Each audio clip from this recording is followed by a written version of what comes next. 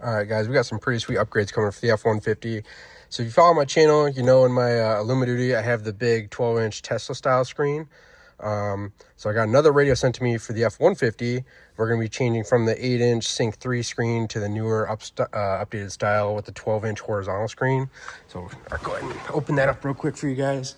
Yeah, this is going to look really good in this truck. This has like a more factory look to it than the Tesla style screen. So shout out to CarABC for sending this to us.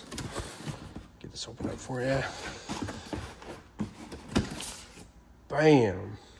So yeah, like I said, instead of like the Tesla style screen where it's more horizontal, vertical, sorry, this one's more horizontal. So this one's gonna look a little more factory like the newer Super Duties and the newer F-150s. So super excited to get this installed. I have to update my sync from 3.0 to 3.4 before we start on this installation.